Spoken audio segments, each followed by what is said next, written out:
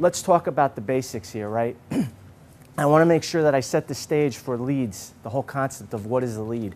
And let me tell you something, I had about 10 salespeople working for me, and one of the things that I would do with every salesperson that came to my business before they started, I would give them the movie Glengarry Glen Ross.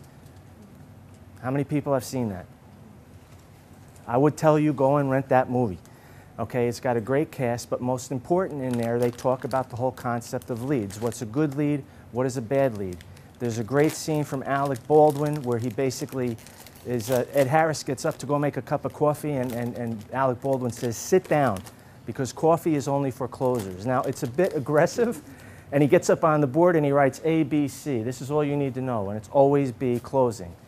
So conceptually, from a salesperson's perspective, you know, it's a pretty wild movie. But what it does put into context is the whole concept of what is a lead. So a lead is basically, lead generation is basically you getting some type of opportunity to talk to a company. And it can come from a wide variety of sources, of which, you know, I'll go through and outline them for you. It basically indicates some level of interest being indicated by a prospect. Now, it might be just that somebody you met at a hockey game. I've had that happen, where they told me that they were going to be taking in and down 800 phone calls, and while our kids were out there playing hockey, I said, well, we can help you with that, and it turned out to be a $750,000 a year customer.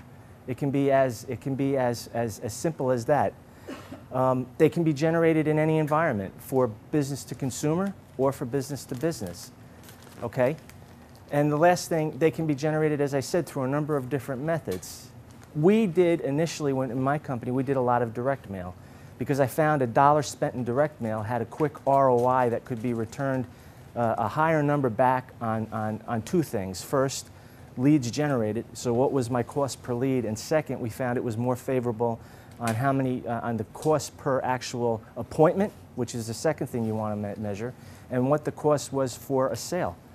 And if you track those things, you have basically some information that you can basically use as benchmark when you're going forward. So let's get into this a little bit.